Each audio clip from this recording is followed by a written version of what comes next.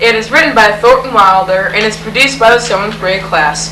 In it you will see Miss Bat, Miss Tuso, Miss Young, Miss Olin, and Miss Seidelman, and also all the misters, Mr. Hemmingson, Mr. Bush, Mr. Patzel, and many others.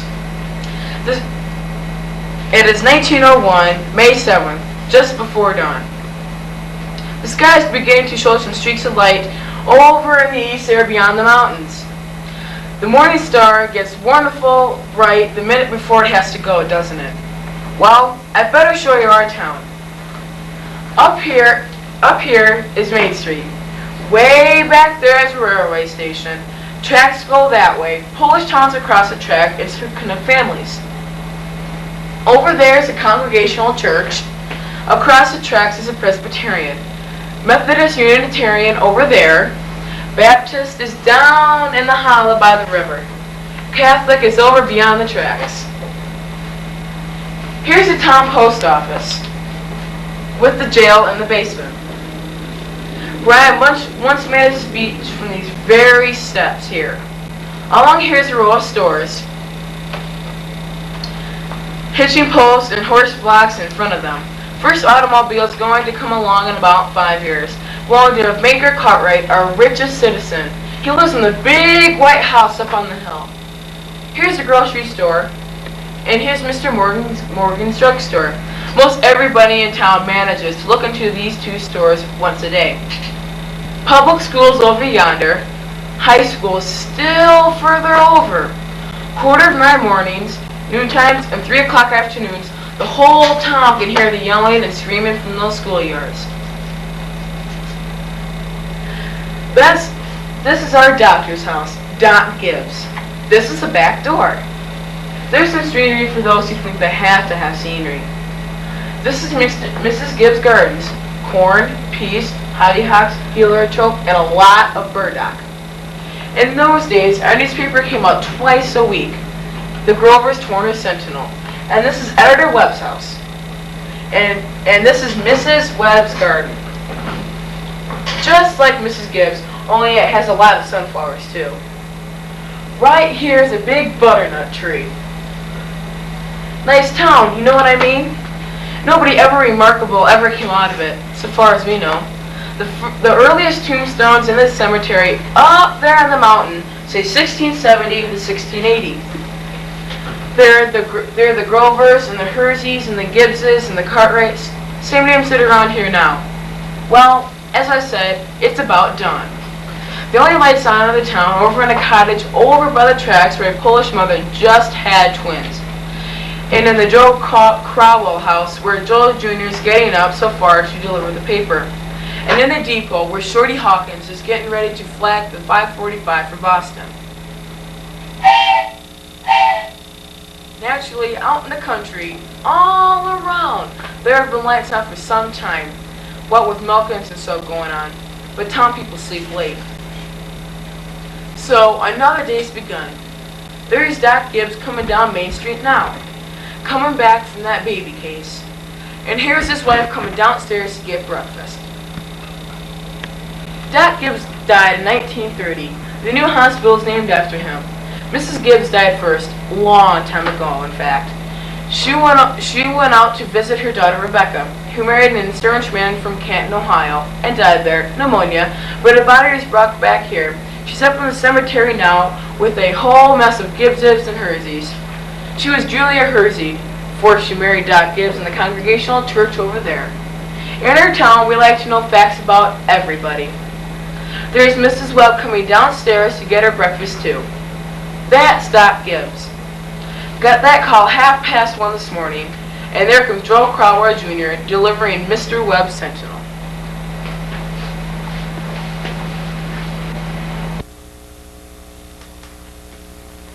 Morning, Doc Gibbs. Morning, Joe. Somebody been sick? No, just some twins over in Polish Town. Do you want your paper now? Yes, I'll take it.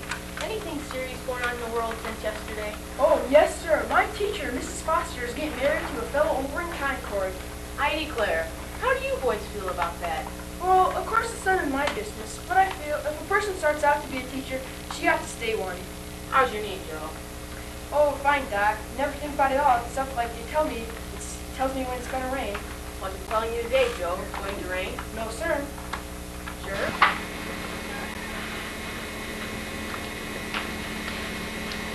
Let me tell you something about this boy, Joe Crowell here. He graduated from high school, top of his class. And then he got a scholarship to Massachusetts Tech. He graduated head of his class there too. Then he went to a war and died. All that is... Morning, Doc. Morning, Howie. Somebody sick? No, pair of twins over to Mrs. Garnolowski's. Really, this town's getting bigger every year. Going to rain, Howie? No, fine day. Seeing as Bessie will pull through. Hello, Bessie. How old is she, Howie? Going on 17. Although she's been giving me a fuss ever since the Thorntons stopped getting their quart of milk every day, she wants to leave them a quart of the same. Keeps bugging me the whole trip. Good morning, Howie. Morning. Doc's just coming down the street. Is he? Seems like you're late today. Something went wrong with the separator. Don't know what 'twas. Children, time to get up.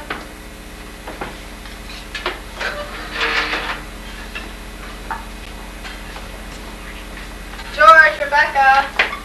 Everything all right, Frank? Yes, I declare. Easy as kittens. Bacon will be ready in a second. Sit down and drink your coffee. You can catch a couple hours of sleep, can't you? Mrs. Wentworth's coming at 11. Guess I know what it's about. Her stomach ain't what it ought to be. All told, you won't get more than 3 hours sleep. Emily, time to get up. Wally, 7 o'clock. I declare, you've got to speak to George. Seems like someone's come over him lately. Can't get him to even cut me some wood. Is he sassy to you? No, he just whines. All he thinks about is that baseball. George, Rebecca, you'll be late for school. George. George, look sharp. Yes, Pa. Don't you hear your mother calling you? Guess I'll go up and get myself 40 wings. Wally, Emily, you'll be late for school. Wally, you watch yourself real good or I'll come up and do it myself. Ma, what dress shall I wear? Don't make a noise. Father's been out all night. Needs to sleep. I washed and ironed your blue gingham for you. Special. I hate that dress. Now, Rebecca, you always look very nice. Every day I go to school dressed like a sick turkey. Oh, hush up, will you? Mama, George's door is open me. I'll come up and slap the both of you. That's what I'll do. We've got a factory in our town too. The Cartwrights own it. It'll bring them off fortune. Children, now I won't have it. Breakfast is as good as any other meal, and I won't have you gobbling it down like wolves. It'll stunt your growth, that's a fact. Wally, put away that book.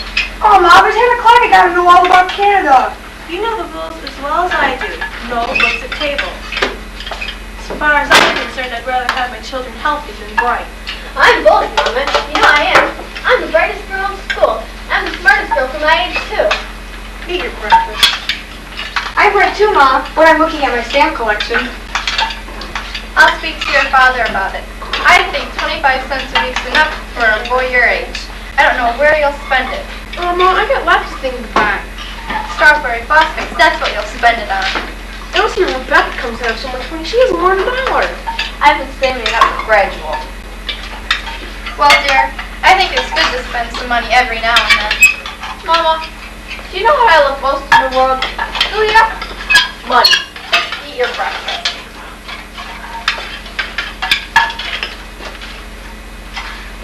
Dawn! Mama, there's fruit.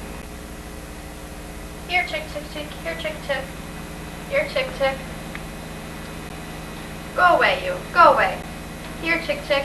Here, chick, chick. What's the matter with you? All you do is fight. Fight, fight, fight. Here, chick, chick. Where'd you come from? Who are you? Get away, you. Here, chick, chick, chick. Here, chick, chick. Why, good morning, Myrtle. How's your cold? Well, I still get that tickling feeling in my throat. I told Charles I didn't know I could go to choir practice tonight. Wouldn't be any use. Well, have you tried singing over your voice? Yes, but somehow I can't do that and stay on key. I thought while I was resting myself, I'd string some of these beans. Let me help you. Beats been good this year. I've decided to put up 40 quarts if it kills me. Children say they hate them, but I notice they're able to get them down all winter. No, Myrtle, I've got to tell you something because if I don't tell somebody, I'll burst. Why, Julia Gibbs. Here, hand me some more of those. Very much. Now we're going to skip a few hours. But first, how about a little more information about our town? Kind of a scientific account, you might say. So I've asked Professor Willard of our state university to sketch a few details about our past history here. Is Professor Willard here? Yes, I am. Here I am. May I introduce Professor Willard of our state university? A few brief notes, Professor. Unfortunately, our time is limited. Grover's Corners. Let me see. Grover's Corners lies on the old Pleckistone granite of the Appalachian Range.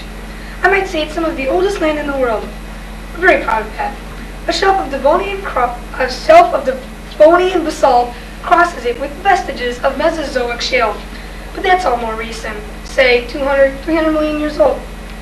Some highly interesting fossils have been found, I may say, quite unique fossils. 2 miles out of town, Silas Beckham's cow pasture. They can be seen at the museum in our university at any time, any reasonable time, that is. Shall I read some of Professor Gruber's notes on the meteorological situation, mean precipitation, etc.? No, I'm sorry. We won't have time for that, Professor. We might have a few words on the past of man here. Ah, yes, anthropological data. Let's see. Early Amerindian stock, Cohaneji tribes. No evidence before the 10th century of this area. Now entirely disappeared. Possible traces in 3 families. Migration toward the end of the 17th century of English brachiophilic, blue-eyed stock, for the most part.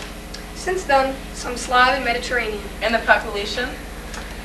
Within the town limits, 2,640. Just a moment, Professor. Oh, yes, indeed. The population at the moment is 2,642. The postal district brings in 507 more, making a total of 3,149. Morality and birth rates constant by McPherson's gauge 6.032. Thank you very much, Professor. We're all very much obliged to you. Not at all, sir, not at all. This way, Professor. Thank you again. And now the political and social report. Editor Webb. Oh, Editor Webb. I'm sorry, he'll be here in a minute. He just cut his hand while eating an apple. Thank you, Mrs. Webb. Charles, everybody's waiting. Mr. Webb is a publisher and editor of the Grover's Corner Sentinel. That's a local paper, you know. Well, I don't have to tell you that we're run here by a board of selectmen. All males vote at the age of 21. Women vote indirect. We're lower middle class as the sprinkling of professional wet men. 10% illiterate laborers. Politically, we're 6% Republicans, 6% Democrats, and 4% socialists, and the rest indifferent. Religiously, we're 85% Protestants, 12% Catholic, and the rest indifferent. Have you any comments, Mr. Webb? Very ordinary town, if you ask me. Little better behaved and probably a lot duller. But young people here seem to like it well enough. 90% of them graduated from high school and settled down right here to live, even if they've been away to college. Now, is there anyone in the audience who would like to ask Editor Webb anything about the town?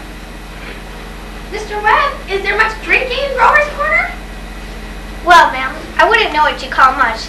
Saturday nights, the farm boys meet down at Early Greenhouse's stable, and they holler some. We've got 1 or 2 town drunks, but they're always having remorses every time an evangelist comes to town.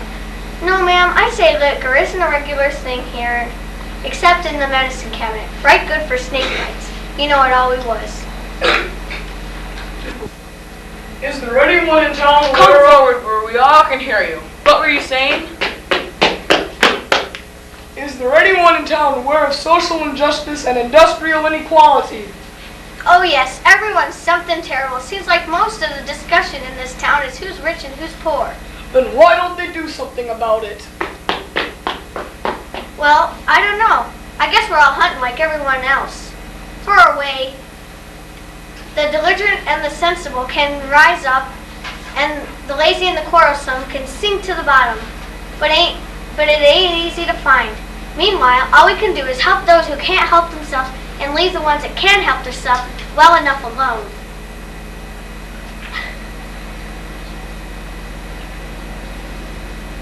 Are there any other questions? Oh, Mr. Webb. Mr. Webb, is there any culture or love of beauty in Grover's Corners? Well, ma'am, there ain't much. Not in the sense you mean. Come to think of it, there are some girls that play the piano in the high school commencement, but they ain't happy about it. No, ma'am, there isn't much culture. But maybe this is a place to tell you we've got a lot of pleasures of our own kind. We like the sun coming up around the mountain, the season changing. Yes, everyone knows about them. But we don't have other things. You're right, ma'am. There ain't much. Robinson Crusoe, the Bible, Handel's Lolo, and we all know that Whistler's Mother. That's about as far as we go. So I thought. Thank you, Mr. Webb. Thank you, Mr. Webb. Now we'll go back to the town. It's early afternoon. All 2,642 have had their dinners, and all the dishes have been washed. There's an early afternoon calm in our town, and buzzing and humming from the school buildings, only a few buggies on Main Street, the horses diligent at the hitching post. You all remember what it's like. Doc Gibbs is in his office, tapping people and making them say, ah. Mr. Webb's cutting his lawn over there. One man in 10 thinks it's a privilege to push his own lawnmower. No, sir, it's later than I thought. There are the children coming home from school today.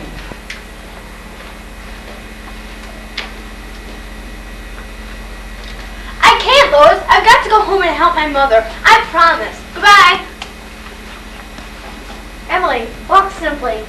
Oh, Papa. One minute you tell me to stand up straight, and the next minute you call me names. I just don't listen. Golly, I never got a kiss from such a great lady.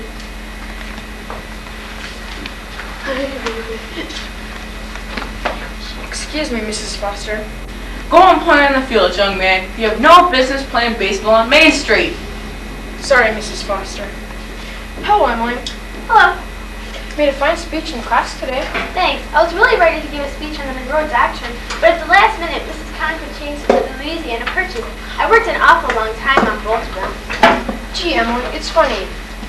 At nights, I can just see your head in your room when you're doing your homework. Why, can you?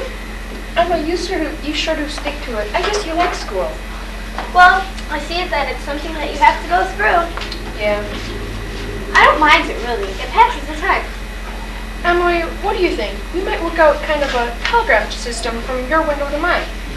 And every once in a while, you could give me a hint on those algebra problems. Not the answers, Emily. Of course not. Just some hints. Well, I think hints are allowed. So if you get stuck on any of those problems, George, you just whistle over to me and I'll give you some help. Emily, I guess you're just naturally bright. I figure it's the way a person's formed. Yeah, but you see, I would be a farmer on my Uncle Luke's farm. And he says if I'm good enough, I can just gradually have it. In the house and everything? Yeah, well, thanks. I better be getting out to the baseball field. Thanks for the talk. Good afternoon, Mrs. Webb. Emily, come help me string some of these beans for winter. George Gibbs let himself have a real conversation, didn't he? I suppose. Why, he's growing up. How old would he be now? I don't know. Well, let's see. 14. He must be almost 16 years old by now. I guess. Mama, I made a speech in school today and I was good. You must recite it to your father at supper. What was it about? Louisiana Purchase. It was like silk off of school. I'm going to do speeches all my life. Mama, are these good enough? Try to get a few more in. Mama, will you answer me a question? Serious? Seriously, dear. Not serious. Seriously, Mother. Will you answer me a question? Of course I will. Mama, am I good looking? Yes, of course you are. All my children have good features. I'd be ashamed if they hadn't.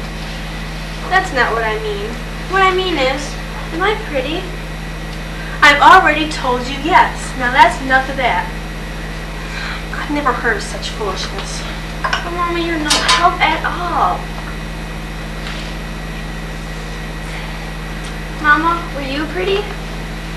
Well, yes, I was, if I do say so myself. I was the prettiest girl next to Mammy Cartwright. But Mama, you got to say something about me. Am I pretty enough to get anybody interested? Emily, you make me tired. Now stop it.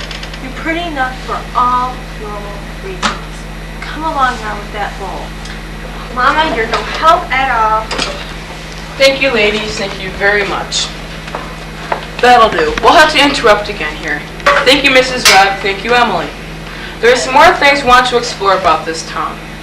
I think this is a good time to tell you that the Cartwrights' interests have begun building a new bank in Grover's Corners. Had to go to Vermont for the marble, sorry to say. And they've asked a friend of mine what they should put in the cornerstone for people to dig up 1,000 years from now. Of course, they put in the copy of the New York Times and a copy of Mr. Webb's Sentinel. We're kind of interested in this because some scientific fellas have found a way of painting all that reading matter with a glue, a silicate glue, that'll keep it 1,000, 2,000 years. We're putting in a Bible and the Constitution of the United States and a copy of William Shakespeare's plays. What do you say, folks? What do you think? You know, Babylon once had 2 million people in it. And all we know about them is the names of kings and some of the copies of wheat contracts and contracts for the sale of slaves. Yet every night, all those families sat down to supper and the father came home from his work.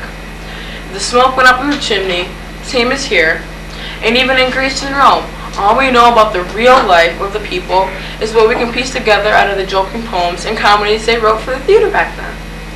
So I'm going to have a copy of this play put in the cornerstone, and the people 1,000 years from now will know a few simple facts about us, more than the Treaty of Versailles and the Limburg fight. See what I mean? So the people 1,000 years from now, this is the way we were in the provinces north of New York at the beginning of the 20th century. And this is the way we were in our growing up, and in our marrying, and in our living, and in our dying. Well, good deal of time gone by. It's evening. You can hear the choir practice going on in the Congregational Church. The children are at home doing their schoolwork. Now look here, everybody. Music come into the world to give pleasure. Get out of your head that music's only good when it's loud. You've got to leave the loudness to the messages. You couldn't beat them if you wanted to. Now again, tenors. It's Emily! Yes. Hello. It's Emily. Hello. Hello. I can't work at all. The moonlight's so terrible. Did you get the third problem? Which? The third. Why, yes, George. That's the easiest of them all. I don't see it, Emily. Could you give me a hint? The answer's in yards. In yards? How do you mean? In square yards. Oh, in square yards. Yes, in square yards of wallpaper. Yeah. Wallpaper, I see. Thanks a lot, Emily. You're welcome. My, isn't the moonlight terrible? And choir practice going on. I think if you hold your breath, you can hear the train all the way to Canuck. Hear it? What do you know? Well, I guess I better get back and work. Good night, Emily, and thanks. Good night.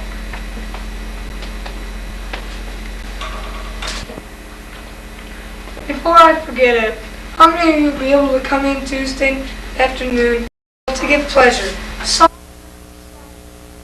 out of your head that music's only good when it's loud. You've got to leave the loudness to the messages. You couldn't beat them if you wanted to. Now again, tenors. It's Emily. Yes. Hello. It's Emily. Hello. Hello. I can't work at all. The moonlight's so terrible. Did you get the third problem? Which? The third. Why, yes, George. That's the easiest of them all. I don't see it, Emily. Could you give me a hint? The answer's in yards. In yards? How do you mean? In square yards. Oh, in square yards. Yes, in square yards of wallpaper. Yeah. Wallpaper, I see. Thanks a lot, Emily. You're welcome. My, isn't the moonlight terrible? And choir practice going on. I think if you hold your breath, you can hear the train all the way to Canuck. Hear it? What do you know? Well, I guess I better get back and work. Good night, Emily, and thanks. Good night.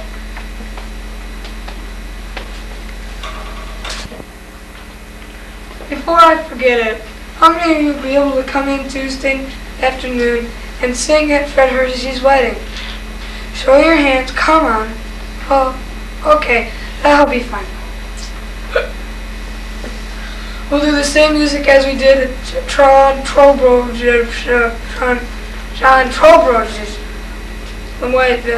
last month.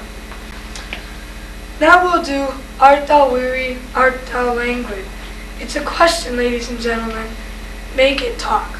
Ready? Oh, George, can you come down here a minute? Yes, Pa. Make yourself comfortable. I'll only keep you a minute. George, how old are you? I'm 16, almost 17. What do you want to do after school's over? Why, you know, Pa, I want to be a farmer on Uncle Luke's farm. You'll be willing, will you, to get up early and milk and feed the stock, and you'll be able to hoe and hay all day? Sure I will. What do you mean? Well, George, while I was in my office today, I heard a funny sound, and what do you think it was? It was your mother, chopping wood. There you see your mother, getting up early, cooking meals all day long, washing and ironing, and still she has to go out in the backyard and chop wood. I suppose she just got tired of asking you. She just gave up and decided it was easier to do it herself. And you eat her meals and put on the clothes she keeps nice for you and run off and play baseball. Like she's some hired girl we keep around the house, but that we don't like very much. Well, I knew all I had to do was call your attention to it. Here's a handkerchief, son. George, I've decided to raise your spending money to 25 cents a week. Not for chopping wood for your mother, because that's a present you give her, but because you're getting older, and I imagine that there are lots of things you must find to do with it. Thanks, Pa. Let's see, tomorrow's your payday. You can count on it. Probably Rebecca will feel she ought to have some more too. Wonder what could happen to your mother. Choir practice was never as late as this before. It's only 8:30, Pa. I don't know why she's in that old choir. She has no more voice than an old crow, traipsing around the street in this hour of the night. It's about time you retired, don't you think? Yes, Pa. Marty, I don't mean you to do that.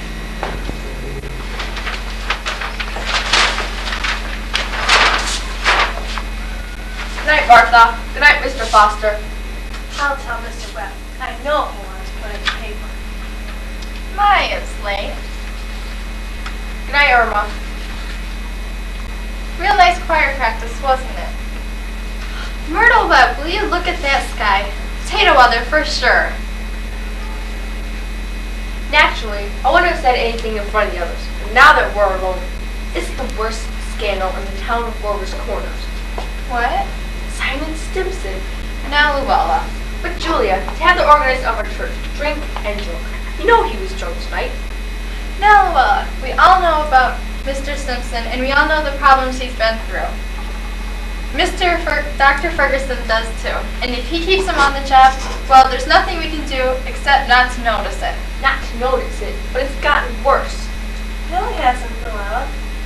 I've been in that choir twice as long as you have, and it's only gotten better. My, it's getting late. Well, I better hurry. Those children will be up till all hours. Good night, Luella. Night. Can you get home safe, Luella? Yes, I can see Mr. Solmes scowling at the window now. I think we've been in a dance before we let folk carry on. Night. Night.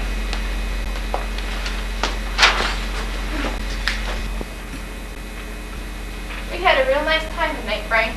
You're late enough, Why, Frank, it ain't even later than usual. and you stopping at the corner to gossip with a lot of pens. Don't be so grouchy. Come out with me and spell heliotrope in the moonlight.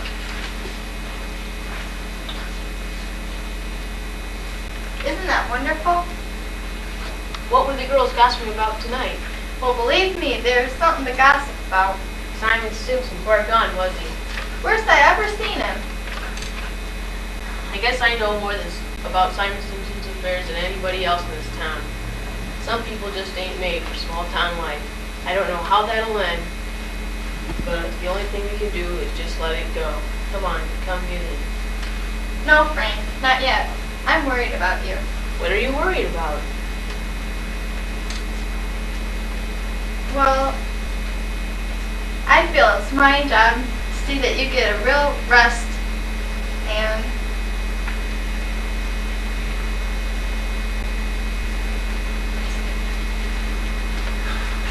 Now, there's no sense going over that again, Julia. why, Frank, you're just unreasonable. Come on, get in. It's getting late. First thing you know it, you'll catch cold. By the way, I gave George a piece of my mind tonight. I reckon you'll have your wood chopped for a while, at least. No. Get upstairs. Start to get upstairs. Frank, seems like there's always things to be picked up. You know what, Frank? Miss Fairchild locks her door every night. All those people up that part of town do. They're all getting citified. That's the trouble with them. They haven't anything fit to burgle, and everybody knows it.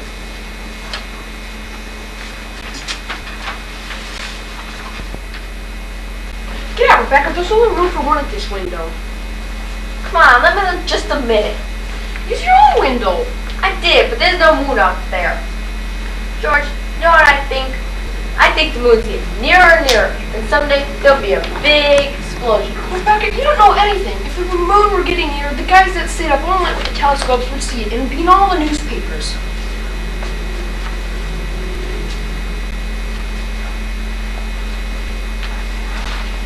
George, is the moon shining on South America, Canada, and half the whole world? Well, it probably is. 9:30. Most of the lights are out. Here comes Constable Warren checking the doors on Main Street.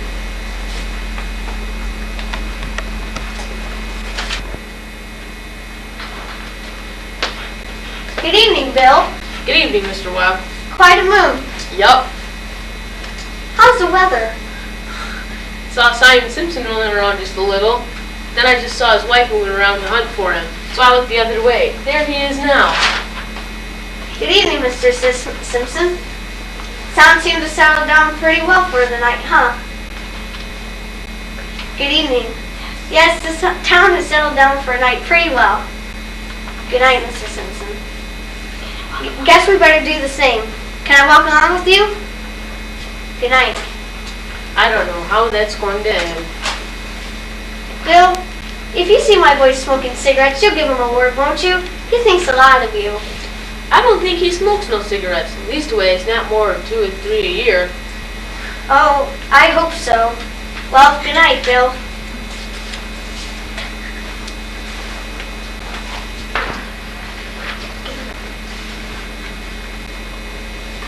Who's up there? Is that you, Myrtle?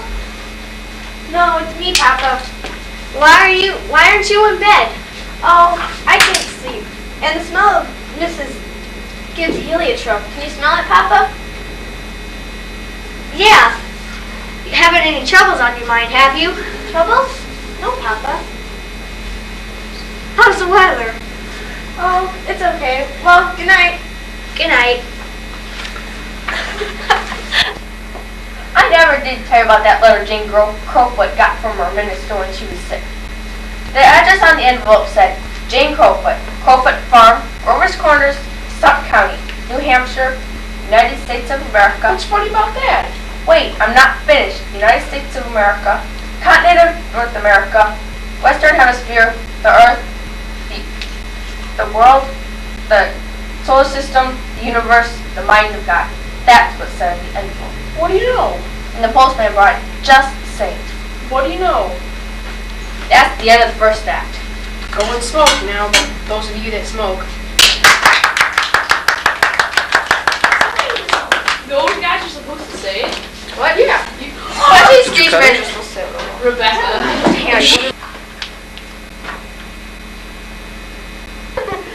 So, do you guys know like what we should put for the purpose? I did not get this. It is so stupid. Yeah. I know. What did you add? Well, I put the who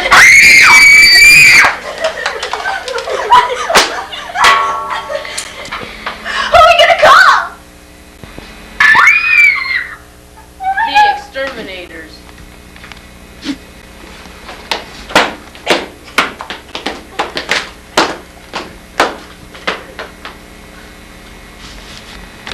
One call destroys them all. My hero! 3 years have gone by. Yes, the sun's come up over 1,000 times. Summers and winters have cracked the mountains a little bit more, and the rains have brought down some of the dirt. Some babies that weren't even born before have begun talking regular sentences.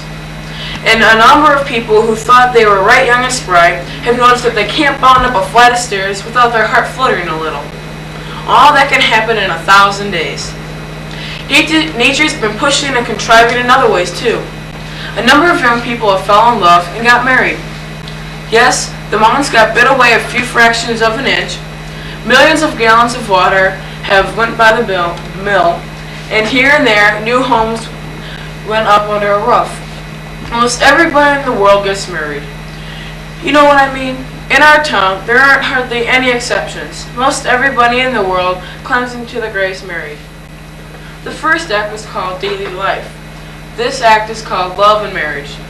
There's another act coming after this. I guess you know what it's called about. I guess you know what it's about. So, it's 3 years later. It's 1904. It's July 4th, July 7th. Just after high school commencement, and the time before young people jump up and get married. Soon as they pass their examinations in solid geometry and Cicero's orientations, looks like they suddenly feel themselves fit to be married.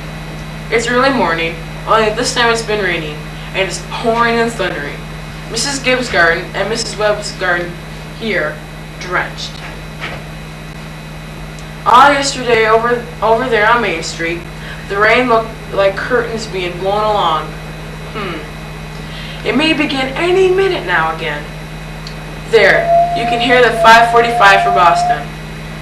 And there's Mrs. Gibbs and Mrs. Webb coming down to make breakfast, just as though an ordinary day.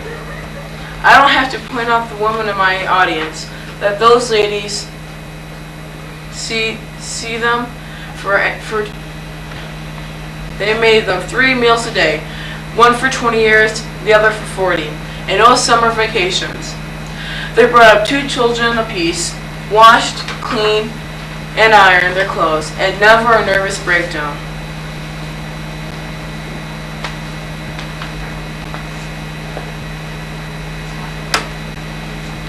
It's like what one of those Middle West poets said. You've got to love life to have life. You've got to have life to love life. It's what they call a vicious circle.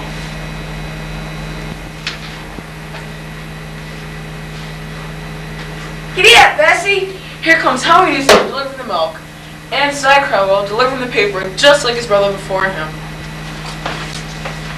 Morning, Howie. Morning, Si. Anything in the papers I ought to know? Not much, except Grover's Corner's losing about the best baseball pitcher they ever had. George Gibbs. Reckon he is. He can hit and run bases too. Yep, mighty fine ball player. Whoa, Bessie. I can't stop. I guess I can stop and talk if I got the mind to. I don't see how he could go off and get married and skip baseball. Would you, Howie? Can't tell, Si. Never had to take it that way. You're up early, Bill. Seeing if there's anything I can do to prevent a flood. River's been rising all night. Si Crowell's all worked up about George Gibbs leaving. Yes, sir, that's the way it goes. Back in '84, we had a ball player, Cy. Even George Gibbs couldn't touch him. Name of Hank Todd. Went down to Maine and became a parson. Wonderful ball player. Howie, how does the weather look to you? Oh, tain't bad. Think maybe it'll clear up for good.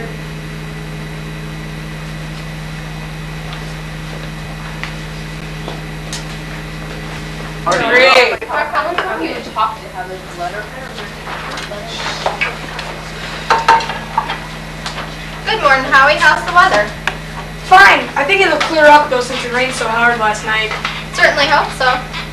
My wife and I say we're very happy. Tell her I hope she gets to the wedding.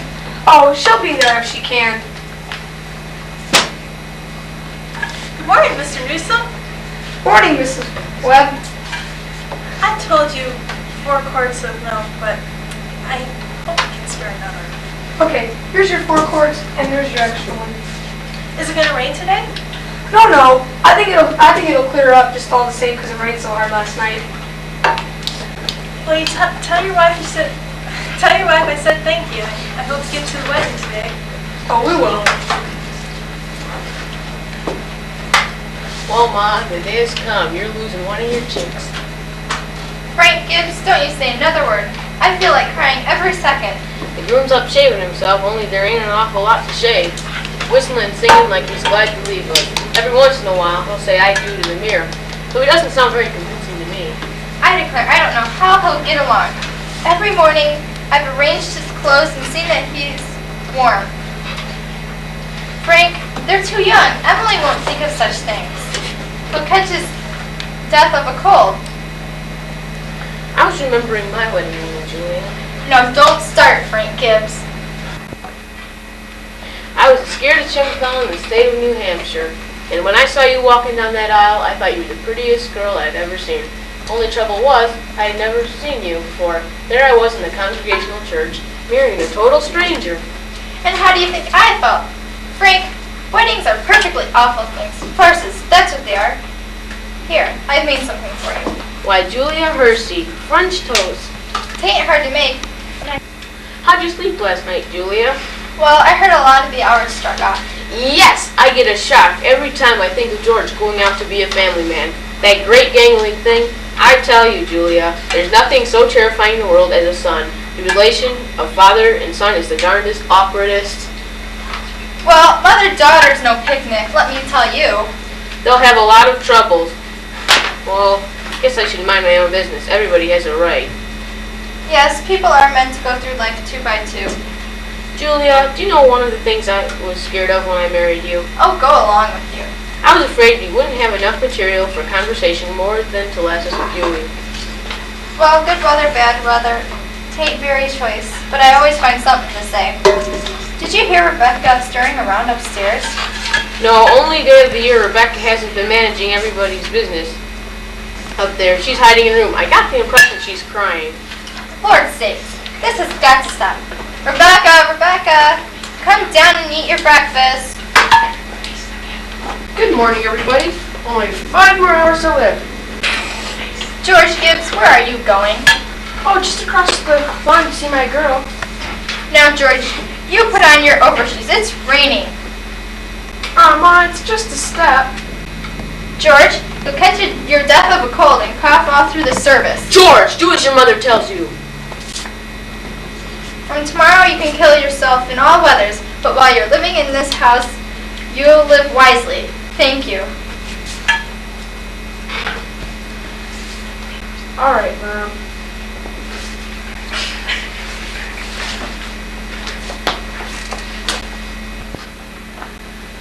Good morning, Mrs. Webb. Goodness! You frightened me, George. You can come in a minute, but you know I can't ask you in.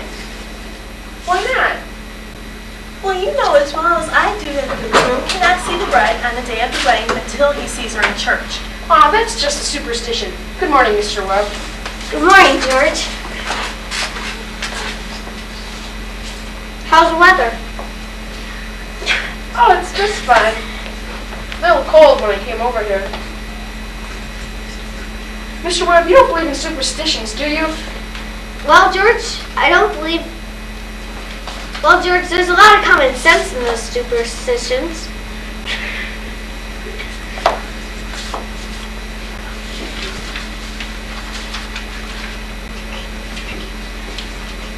A girl's bound to have her head full of things about the wedding. How is Emily? She's still asleep. Emily's asleep. Well, yes, she is. We've been up all night sewing and packing and doing this and that. Now, George, you can sit down a minute and have a cup of coffee with Mr. Webb here. And there's some eggs, hard-boiled eggs. And I'm going to go upstairs and get Emily, but when I come down... Well, George, how are you? Oh, I'm fine. I'm fine. Mr. Webb, what sense could there be in a superstition like that? Well, you see, on a wedding day, a girl's heads have to be full of clothes and one thing and another. Do you think that's probably it? A girl's apt to be a little mite nervous on her wedding day. Yes, I never thought about that. I wish a fellow could get married without all that marching up and down. Every man that ever lived has felt that way, George. But it hasn't been any use. It's the women folk who's built up weddings. It's the women folks who's built up weddings, my boy. For a while now, the women have it all their own. A man looks pretty small at a girl's wedding, George. All those good women standing shoulder to shoulder, making sure that the knot is mighty publicly tied. But you don't believe in it, do you, Mr. Webb? Oh yes, oh yes. Don't you misunderstand me, my boy. Marriage is a wonderful thing, wonderful thing. And don't you forget that, George. No, sir. Mr. Webb, how old were you when you got married? Well, you see, I've been to college and taken a little time to get settled. But Mrs. Webb, she wasn't much older than what Emily is. Oh, age hasn't much to do with it, George. Not compared with other things. What were you going to say, Mr. Webb? Oh, I don't know. Was I going to say something? George, I was thinking that the other night that some advice her father gave me when I got married. Charles, he said, Charles, start out early by showing the woman who's boss, he said. Best thing to do is give an order, even if it don't make sense, just so she'll learn to obey.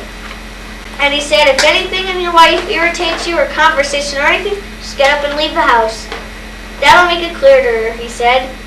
And oh yes, he said, never let your wife let your wife know how much money you have. Never. Well, Mr. Webb, I don't think I could. So I took the opposite advice of my father, and I've been happy ever since. And let that be a lesson to you, George. Never ask personal advice from strangers. George, are you going to raise chickens on your farm? What? Are you going to raise chickens on your farm? Uncle Luke's never been much interested, but I thought... I got a book in my office the other day. George, it's on the philo system of raising chickens. I want you to read it. I'm thinking of beginning a small way in the backyard. I'm going to put an incubator in the cellar. Charles, you talking about that old incubator again? I thought you guys be talking about things worthwhile. Well, Myrtle, if you want to give the boys some good advice, I'll go upstairs and leave you alone with them. George, now Emily has got to come down and eat her breakfast. She sends you her love, but she doesn't want to lay eyes on you. Goodbye, George. Myrtle, I guess you don't know that older superstition. What do you mean? Since the cavemen, no bridegroom should see his father-in-law on the day of the wedding, or near it. Now remember that.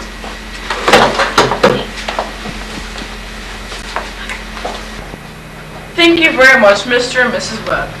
Now I have to interrupt again here. You see, we want to know how all this began. This wedding. This plan to spend a lifetime together. I'm awfully interested in how big things like this began. You know how it was. You're 21 or 22, and you make some decisions. Then wish. You're 70. You've been a lawyer for 50 years, and the white-haired lady at your side has eaten over 50,000 meals with you. How did such things begin? George and Emily are going to show you the conversation they had when they first knew that, as the saying goes, they were meant for each other. But before they do that, I want you to try and remember what it was like to have been very young. And particularly the days when you first were in love, when you were like a person sleepwalking, and you didn't quite see the street you were in, and didn't quite hear everything that was said to you. You were just a bit crazy. Will you remember that, please? Now, they'll be coming out of high school at 3 o'clock. George has just been elected president of the junior class, and it's June. That means he'll be president of the senior class all next year. And Emily's just been elected secretary and treasurer. I don't have to tell you how important that is. Yep, there they are coming down Main Street now.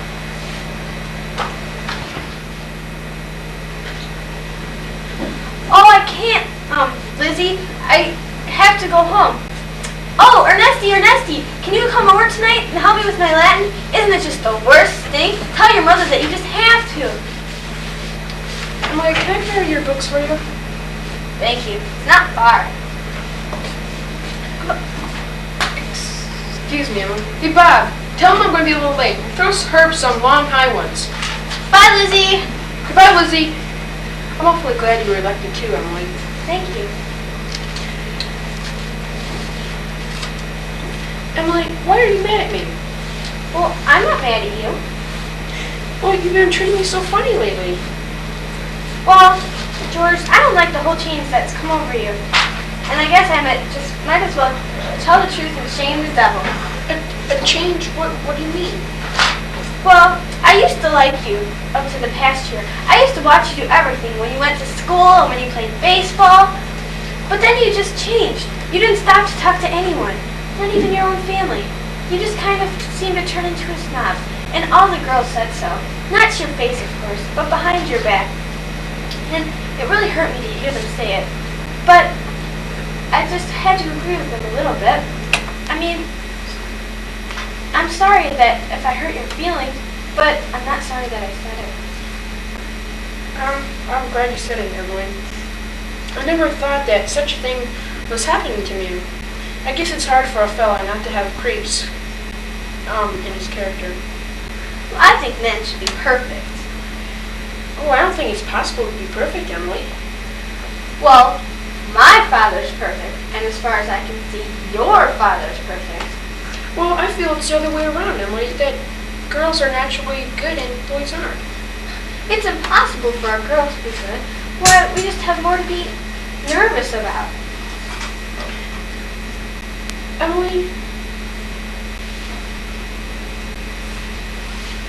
would you like an ice cream soda or something before you go home? Sure. Hello, Stu. How are you? Hello, George. Hello, Emily. Hello. We've come for some strawberry phosphates. Why, Emily, you look all shook up. She just got an awful scare, Mr. Morgan. She almost got run over by the hardware store wagon. Everyone says that Tom is a crazy driver. Here, let me get you a glass of water.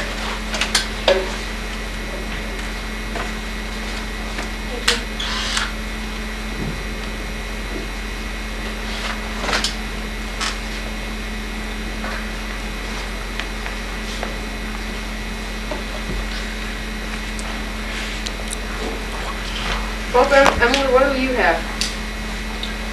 I'll have a soda, please. No, Emily, have an ice cream soda with me. 2 strawberry ice cream sodas, Mr. Morgan.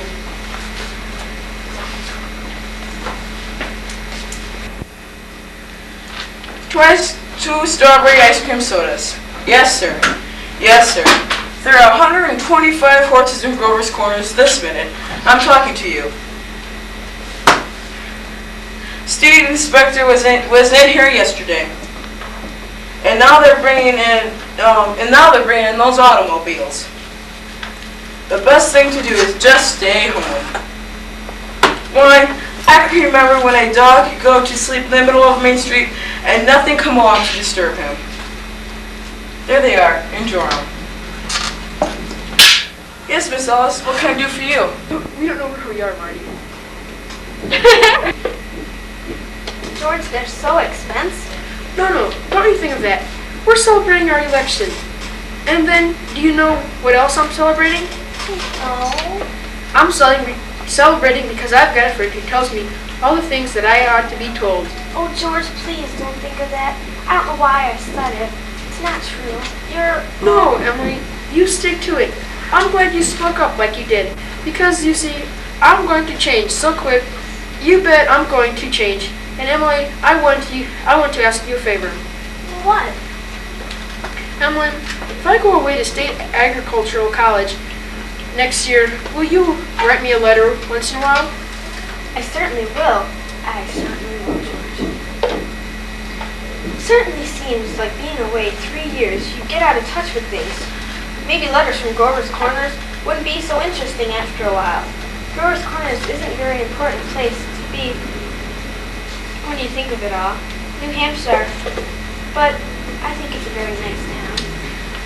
The day wouldn't come when I wouldn't want to know everything that was happening. I know that's true, Emily. Well, I'll try to make it interesting. You know, Emily, whenever I meet a farmer, I ask him if he thinks it's important to go to agricultural school, to be a good farmer. Why, George, Yeah, and some of them say it's even a waste of time. You can see all of those things anyway. You can see all those things anyways out of the pamphlets and the government sends me. And Uncle Luke's getting old. He's about ready for me to start taking over his farm tomorrow, if I could. my. And it's like you say, being gone all that time, it's those places and meeting other people.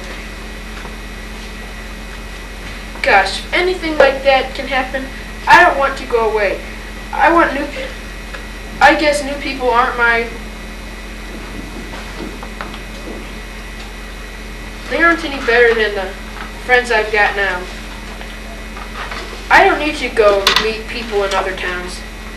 But George, maybe it's very important for you to go and learn all about that cattle judging and soils and those things. Of course, but I would know. Emily, I'm going to make up my mind right now. I won't go. I'll tell Paul right now. Why, George, I don't see why you have to decide now. It's a whole year away. Emily, I'm glad you spoke to me about that. The fault in my character, what you said, you were right. But there was one thing wrong in it. That was when you said I wasn't noticing people, for you instance. While you were watching me when I did everything, I was doing the same about you all the time. Why, sure, I always thought about you as one of the chief people I always thought about. I always made sure I knew where you were sitting on the bleachers and who you were with, and for 3 days I've been trying to walk home with you.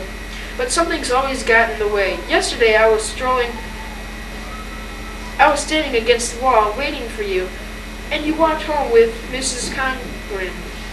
George, life's awful funny. How could I have known that? Well, I thought that... Listen, Emily, I'm going to tell you why I'm not going to agricultural school. I think that once you've found a person that you're very fond of, a person that's fond of you too, and likes you enough to be interested in your character, well, I think that that's just as important as a college is. And even more so, that's what I think. I think it's awfully important, too. Emily, Yes, George? Emily, if I do improve and make up a big change, will you be, could you be? I don't know. I always have been. So I guess this is an important talk we've been having. Yes. Yes. Wait just a minute, and I'll walk you home.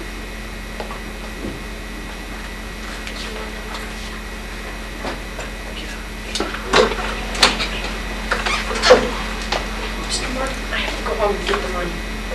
Why, George, I'm astonished. I'll bring it right back.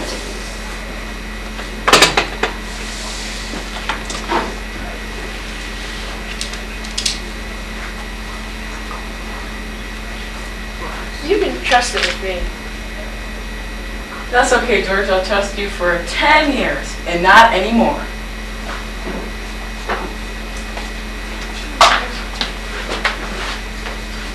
And now on to the wedding. There are a lot of things to be said about a wedding. There are a lot of things that can go on during a wedding. We can't get them all into one wedding, naturally, and especially not at a wedding in Grover's Corners, where they're awfully plain and short. In this wedding, I play the minister. That gives me the right to say a few more things about it. For a while now, the play gets pretty serious. You see, some churches say that marriage is a sacrament. I don't quite know what that means, but I can guess. Like Mrs. Gibbs said a few minutes ago, people were made to live 2 by 2. This is a good wedding, but people are so put together that even at a good wedding, there's a lot of confusion way down deep in people's minds, and we thought that our play ought to be like that too. The real hero of the scene isn't on stage at all. And you know who that is. It's like what one of those European fellows said. Every child is born into the world is nature's attempt to make a perfect human being. Well, we've seen nature pushing and contriving for some time now. We all know that nature isn't interested in quantity, but I think she's interested in quality too. That's why I'm in the ministry. And don't forget all the other witnesses at this wedding, the ancestors, millions of them. Most of them set out to live life 2 by 2. Millions of them. Bill,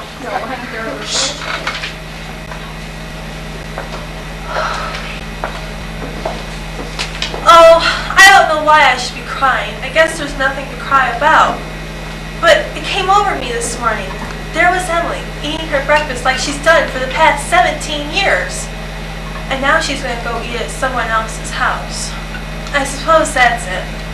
And Emily, all of a sudden she said, "Mama, I can't eat another mouthful," and put her head down on the table and cried. There's something downright cruel about sending our girls in marriage this way. I mean, I hope her girlfriends told her a thing or two about it. I just couldn't bring myself to do it, say anything. I mean, I went into it blind as a bat myself. Oh, this world's just wrong. That's what's the matter. Here they come.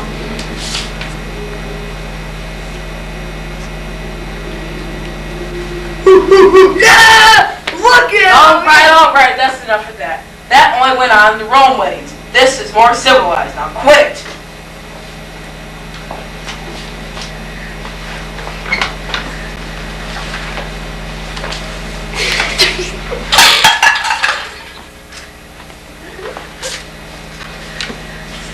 George, what's the matter? Oh, I don't know why. I don't want to go. Why is everyone pushing me so? George, you wanted it. No, Mom, listen to me. No, George. You're a man now. Ma, all I want to do is be a fella. George, if anyone should hear you, why, I'm ashamed of you. Well, where's Emily? George, you gave me a scare. Aw, Ma, cheer up. I'm getting married. Let me catch my breath a minute. Ma, you save every Thursday nights for us. We'll come over every Thursday night for dinner. You'll see.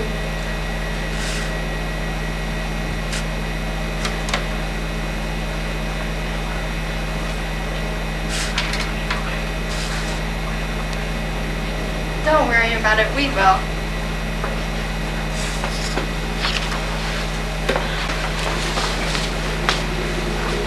I've never felt so alone in my whole life.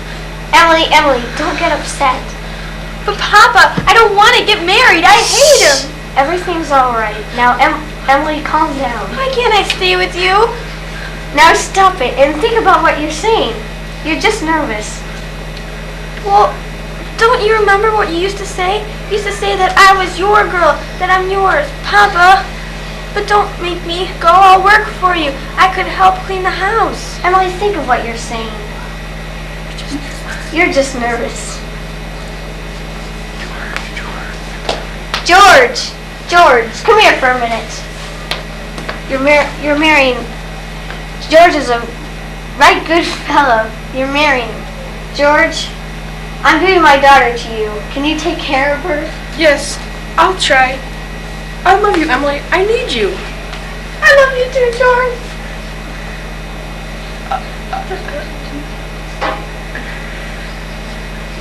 I'll try to love you, Emily. I will. I'll try. And I mean forever. Do you hear? Forever and ever.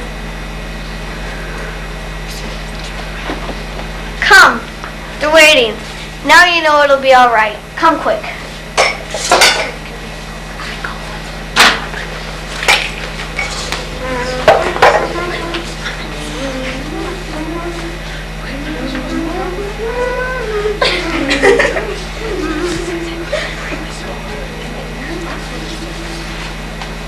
Do you, George, take this woman Emily to be your wedded wife, to have and to hold to this day forward?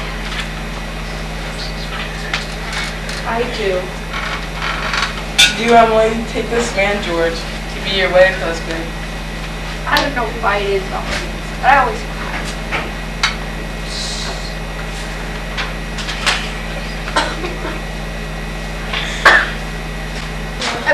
That's all, folks. We'll have a 10-minute intermission. Hope you like the... It's 9 years later. It's summer of 1913. A lot of changes have occurred in Grover's Corners. There aren't as many horses, and now farmers drive into town in Fords. And people are locking their doors, even though there aren't any burglars yet in Grover's Corners, but they've heard about them. You'd be surprised, though. On the whole, things don't change much around here. This is certainly an important part of Grover's Corners. It's on a hilltop, a windy hilltop. Lots of sky, lots of clouds, and often lots of sun and moon and stars.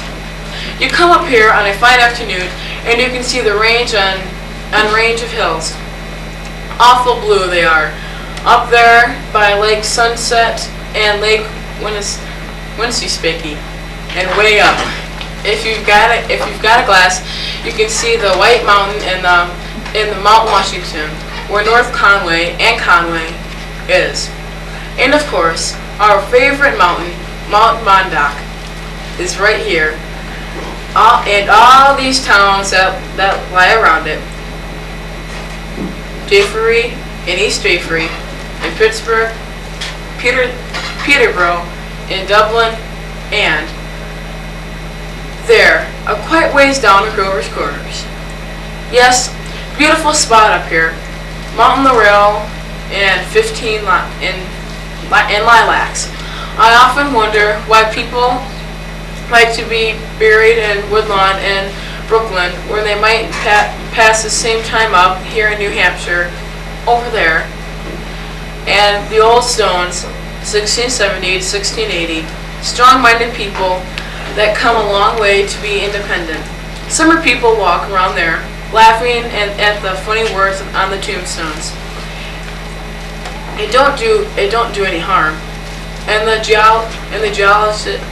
geologists come up from Boston, get paid by city people for looking up the ancestors. They want to make sure that they're daughters of the American Revolution and of the Mayflower. Well, I guess I don't do any harm either.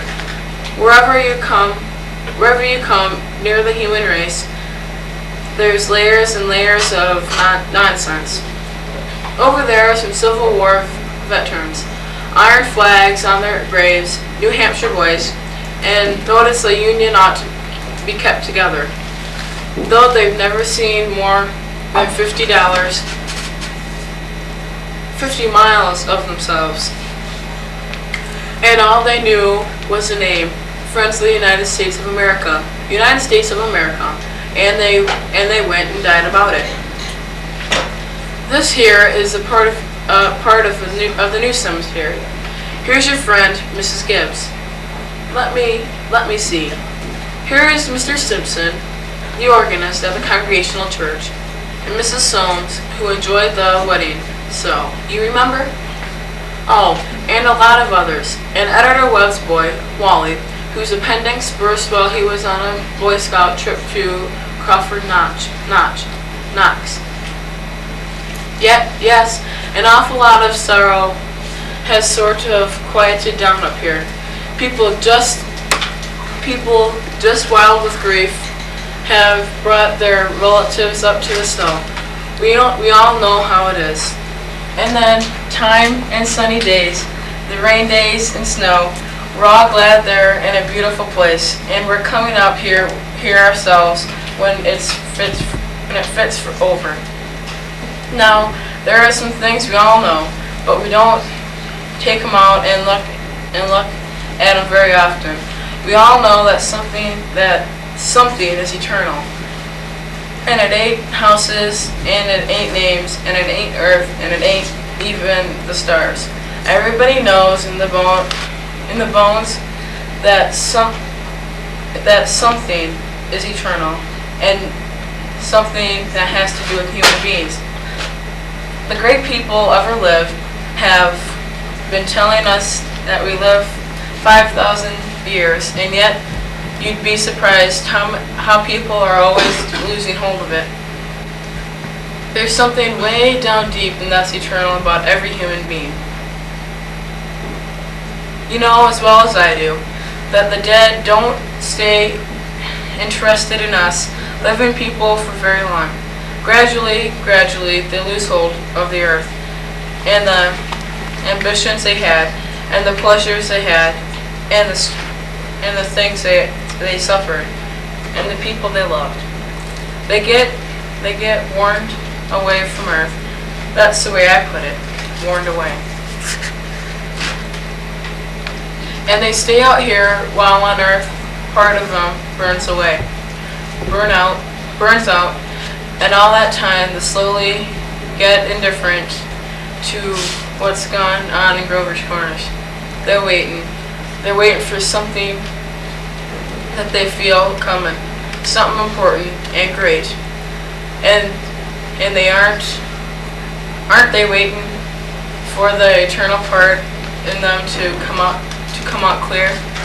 Some of the things they're going to say maybe will hurt your feelings, but that's the way it is.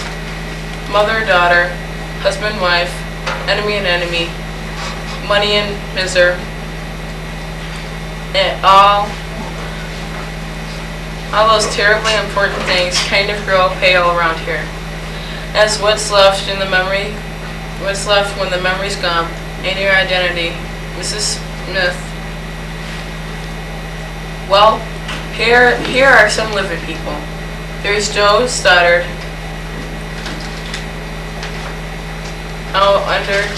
supervising a new made grave. And here comes Grover's Corners boy that left town to go out west. Good afternoon, Joe Stoddard. Good afternoon. Let me see you now. Do I know you? I'm Sam Craig. Gracious sakes, alive, of all people. I shouldn't have known you'd be back for the funeral. You've been away for a long time, Sam. Yes, I've been away over 12 years. I'm in business out Buffalo now. Joe, but I was still in the East when I got the news of Sam's death. I'm always uncomfortable when they're around. Do they choose their own verses much, Joe? No, not usually. Most of the bereaved pick their own verses. Doesn't sound like Aunt Julia. There aren't many of those Hersey's sisters left now. Let me see, I wanted to look at my father's and mother's. Over there with the Craigs, Avenue F. He was the organist of the church, wasn't he? He drank a lot, we used to say. Nobody was supposed to know about it. He'd seen a pack of trouble. Took his own life, you know. Oh, did he? Hung himself in the attic. They tried to rush him up, but of course, he was dead. It got around. He chose his own. He chose his own. He chose his own. for help? He chose his own habitat. You can see it there. It ain't in verse exactly. Well, it's just some notes of music. What is it? Oh, I wouldn't know. It's what he wrote up in the Boston paper at the time. Joe, what did you die of? Who? My cousin. Oh, didn't you know? Had some trouble bringing a baby into the world. 'Twas her second, though. There was a little boy, but 4 years old. Your grave's going to be over there. Yes, there ain't much more room over here among the Gibbses, too. They're opening a whole new Gibbses section over by Avenue B. You'll excuse me now. I'll see them coming.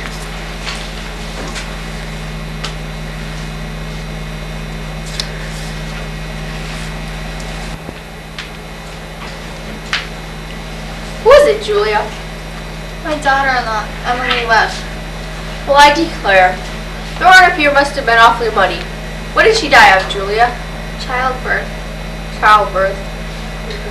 I'd forgotten all about that. My, wasn't life awful. And wonderful. Wonderful, was it? Simon, now remember. I remember Emily's wedding. Wasn't it a lovely wedding? And I remember her reading that class poem at graduation exercises. Emily was one of the brightest girls ever graduated from high school. I heard Principal Wilkins may say so. I called on them every now and then, just before she died. Perfectly beautiful farm. It's on the same road we live on. Nope, right smart car.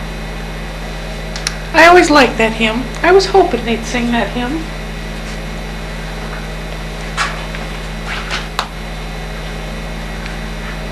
Hello. Hello, Emily. Hello, Miss Gibbs. Hello, Mother Gibbs. Emily. Hello. It's raining. Yes. They'll be gone soon, dear, just as well. It seems thousands and thousands of years since Papa remembered that was my favorite hymn. Oh, I wish I'd been here a long time. I don't like being new here. How do you do, Mr. Stimson? How do you do, Emily? Mother Gibbs, George and I have made the farm into just the best place to ever stop. We thought of you all the time. We wanted to show you the new barn and great long cement drinking fountain in the stock. We bought that out of the money you left us. I did?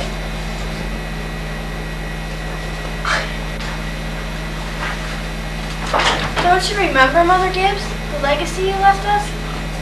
Why, it was over $350.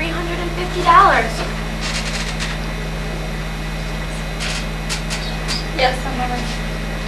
Well, there's a patent device as a drinking fountain so that it never overflows, Mother Gibbs, and it never sinks below a certain point that they have there. It's fine.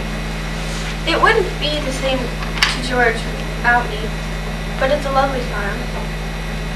A lot of people don't understand, do they? No, dear. Not very much. They're sort of shut up in little boxes, aren't they? I feel as though I knew them last 1,000 years ago. My boy is spending the day at Mrs. Carter's. Oh, Mrs. Carter, my little boy is spending the day at your house. Is he? Yes, he loves it there. Mother Gibbs, we have a Ford. Never gives any trouble. I don't drive though. Mother Gibbs, when does this feeling go away of being one of them? How long does it last?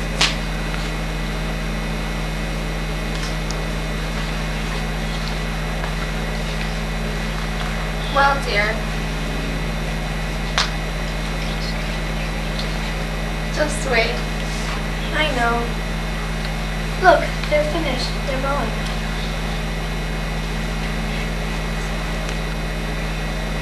Shh. Look, Father Gibbs is bringing some of my flowers to you. He looks just like George, doesn't he? Oh, Mother Gibbs, I never realized before how troubled and how in the dark those people are. Look at him. I loved him so. From morning till night. That's all day our trouble. Little cooler than it was. Yes, the rain's cooled off a little. Those northeast winds always do the same old thing, don't they? If it isn't rain. It's a 3-day blow. But Mother Gibbs, when can I go back? One can go back there again into living. I feel it. I know it.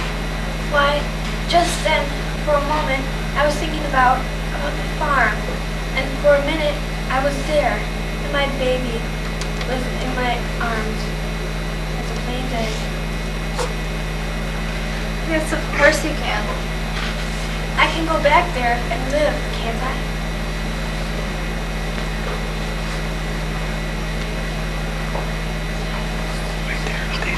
All I can say is, Emily, don't. But it's true, isn't it? I can go and live back there again. Yes, some have tried. But soon they come back here again.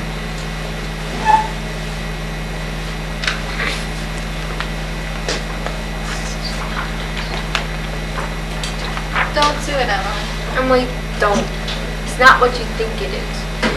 But I won't live over a sad day. I'll choose a happy one. It'll be painful. You not only live it, but you watch yourself living it. Yes? And as you watch it, you see the thing that they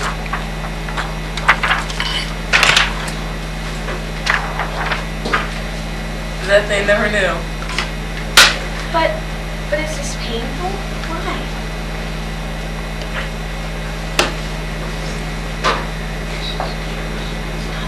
The pain, there's no...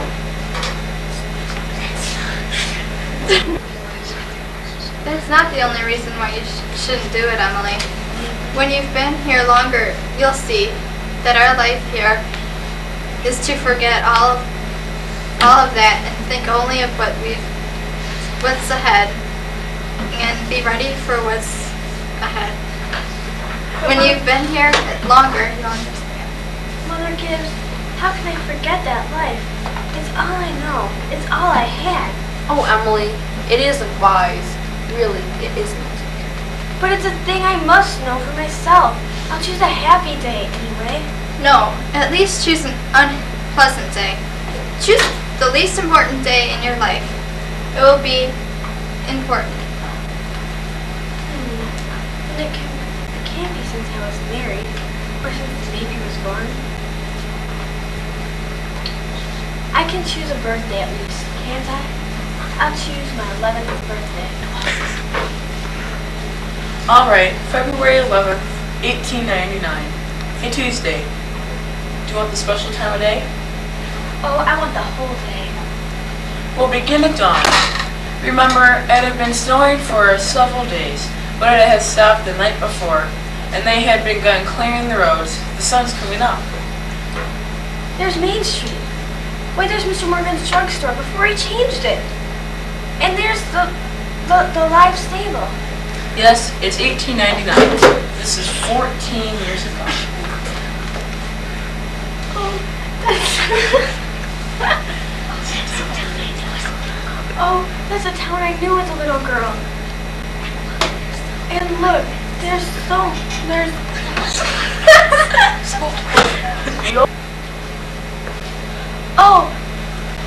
the town I knew as a little girl. And look, there's the old white fence that used to be around our house. Oh, I've forgotten that. Oh, I love it so. And are they inside? Yes, your mother will be coming downstairs in a minute to make breakfast. Will she? And you remember, your father had been away for several days, and he came back on the early morning train. No. He'd been back to his college to make a speech in West New York at Clinton. Look, there's Howie Newsom. There's the policeman. He died. He's dead. Whoa, Bessie. Morning, Howie. You're up early. Been rescuing a party of darn near froze to death down by town there. Got drunk and lay out in the snowdrifts. Thought it was a bed when I shook 'em. Why, there's Joe Crowell.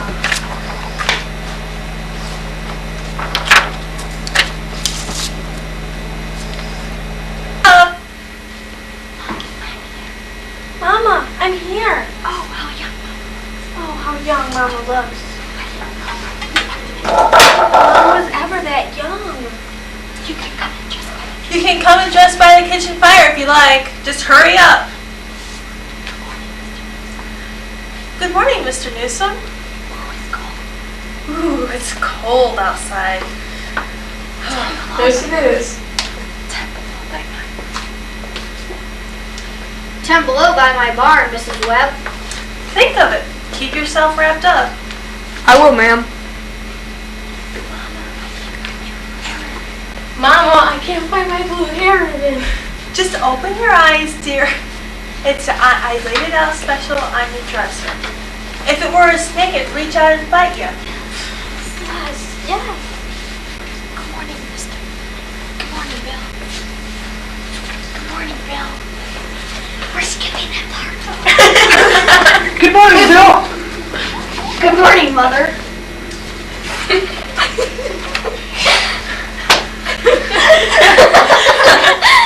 So, how's the weather?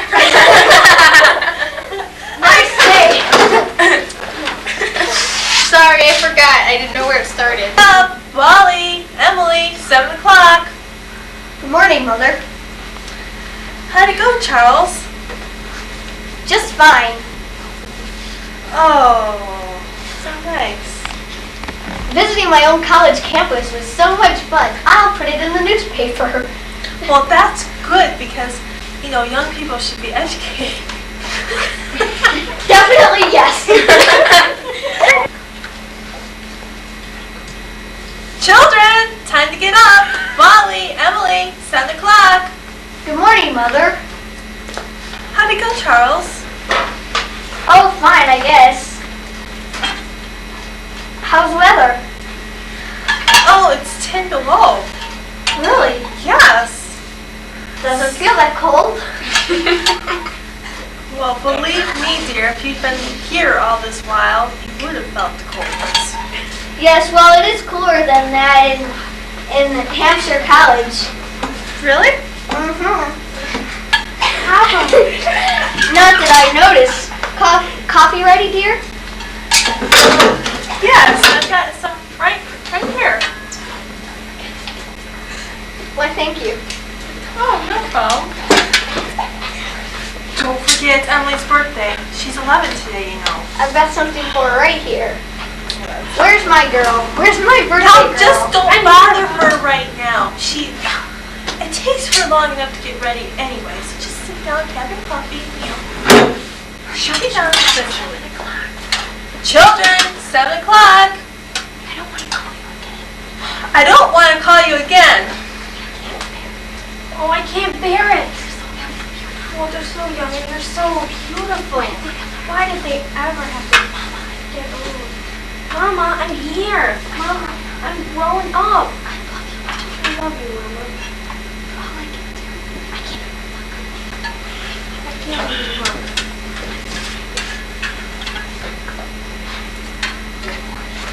Good morning, Mama. Well, dear, a very happy birthday and many happy returns. There's some surprises waiting on the dining room table. There's a blue package, a purple package, and a pink package. Oh, Mama, you shouldn't have. They're not all from me, of course. One's from your Aunt Olive, and one's from your brother, Wally. So you gotta act surprised, though, because Wally's been an awful long time making a present. So just make a big fuss over it.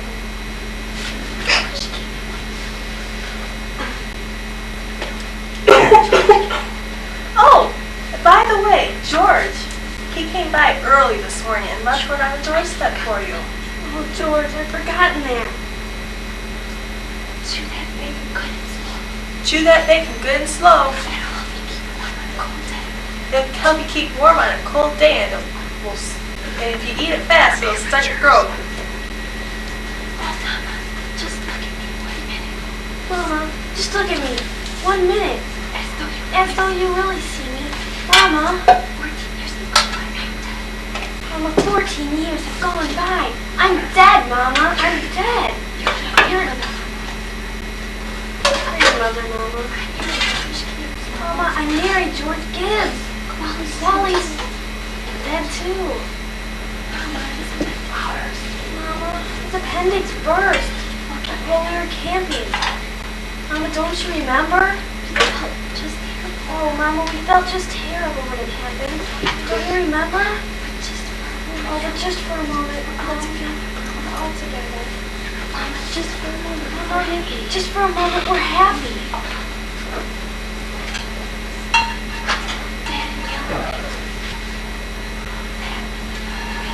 That in yellow paper.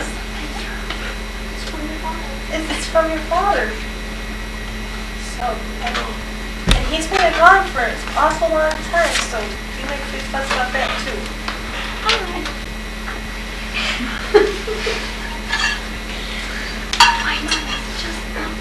Why, Mama, it's just Lulu. It's what I wanted.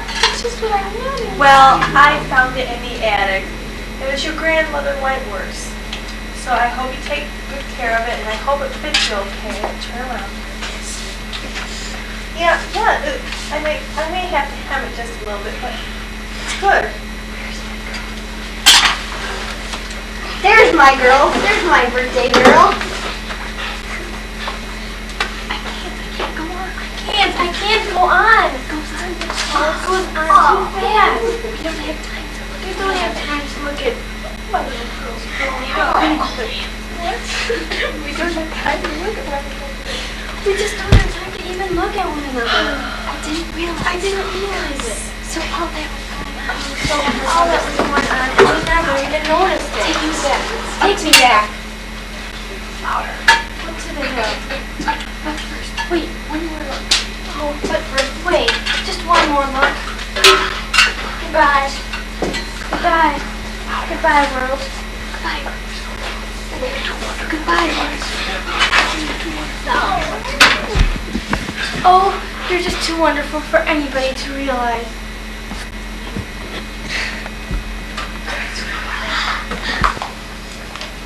Most everybody's asleep in Grover's Corners. There are a few lights on. Shorty Hawkins, down at the depot, has just watched the Albany train go by. And at the livery stable, somebody's sitting up late and talking. Yes, it's clearing up. There are some stars doing the old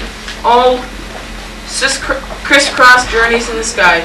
Scholars haven't settled the matter yet, but they seem to think that there are no living beings up there, just chalk or fire. Only this one is stringing away all the time to make something of itself. The strain's so bad that every 16 hours, everybody lies down and gets rest. 11 o'clock in Grover's Corners. You get a good night rest, too. Good night.